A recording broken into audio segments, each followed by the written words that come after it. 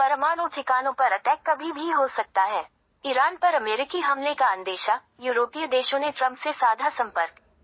यूरोपीय राजनयिक ईरान के परमाणु कार्यक्रम पर सैन्य हमले के जोखिम को कम करने के लिए कोशिश कर रहे हैं।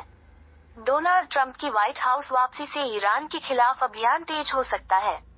इजरायल और अमेरिका का दावा है कि ईरान के पास परमाणु हथियार बनाने के लिए पर्याप्त सामग्री है।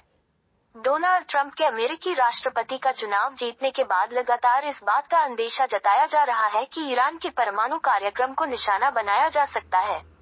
ईरान के परमाणु कार्यक्रम को लेकर इजरायल और अमेरिका काफी समय से हमलावर हैं। ट्रंप की वापसी से अमेरिका का रुख ईरान पर और ज्यादा आक्रामक हो सकता है। ऐसे में यूरोपीय देशों के राजनयिक ईरान पर सैन्य हमले के खतरे को कम करने के उपाय खोज रहे हैं ताकि एक नए संघर्ष को शुरू होने से रोका जा सके। अल अरबिया न्यूज वेबसाइट की रिपोर्ट के मुताबिक एक वरिष्ठ यूरोपीय राजनयिक का मानना है कि इजरायल ने पश्चिम एशिया के हालिया घटनाक्रम के बाद ईरान पर हमला करने का फैसला कर लिया है। हालांकि हमले के समय के बारे में स्पष्ट जानकारी नहीं है। यूरोपीय देश ट्रंप प्रशासन से बातचीत कर रहे हैं ताकि ईरान को परमाणु हथियार हासिल करने से रोकने के लिए सीधे हमले की बजाय दूसरे रास्ते तलाश किए जा सकें। ब्रिटेन, फ्रांस और जर्मनी ने बीते साल नवंबर में गुप्त बैठकों के बाद इस हफ्ते भी ईरान के परमाणु कार्यक्रम पर बातचीत की है। दिसंबर में भी तीनों यूरोपीय देशों ने ईरान के यूरेनियम के बढ़ते भंडार पर चिंता जताई थी। अमेरिका और इजरायल के साथ साथ यूरोपीय देशों को भी लगता है कि ईरान के पास परमाणु बनाने के लिए पर्याप्त जरूरी सामग्री है। वहीं डोनाल्ड ट्रंप के लिए ईरान का परमाणु कार्यक्रम बड़ा मुद्दा रहा है। सीनेट विदेश संबंध समिति के अध्यक्ष जिम रिस्क का कहना है कि ट्रंप के आने से अमेरिका की ईरान पर अधिकतम दबाव अभियान की नीति पर वापस लौटेगा। विश्लेषकों का मानना है कि ईरान के परमाणु प्रतिष्ठानों पर अमेरिका या इजरायल की सीधी सैन्य कार्रवाई की संभावना ज्यादा और राजनयिक समाधान की उम्मीद कम है। ट्रंप ने भी चुनावी जीत के बाद ईरान पर सैन्य कार्रवाई से इनकार नहीं किया है।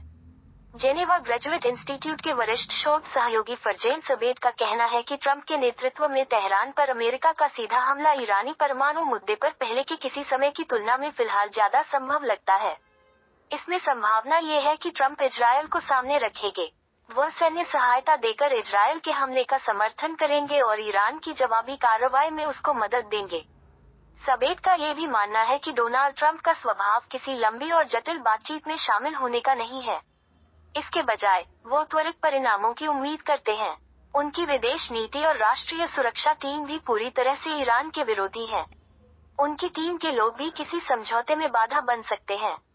ऐसे में रास्ता सैन्य हमले की तरफ ही जाता है। यूरेशिया ग्रुप के वरिष्ठ विश्लेषक ग्रेगरी ब्रू का मानना है कि ट्रंप सैन्य हमले पर विचार करने से पहले प्रतिबंधों और आर्थिक दबाव का इस्तेमाल करेंगे।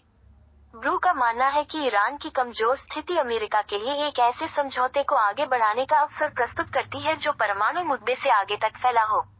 ऐसे में ट्रंप सीधे हमले से शुरू में बचना चाहेंगे। बहरीन स्थित सुरक्षा और जोखिम प्रबंधन फर्म लेबेक इंटरनेशनल के खुफिया प्रमुख माइकल होरोविट्ज का कहना है कि ट्रंप ईरान की कमजोर स्थिति के कारण उससे रियायतें ले सकते हैं। हालांकि जिस परमाणु मुद्दे पर ये पूरा बखेड़ा है, उस पर ईरान ने बार बार सफाई दी है। तेहरान का कहना है कि उसका परमाणु हथियार बनाने का कोई इरादा नहीं है।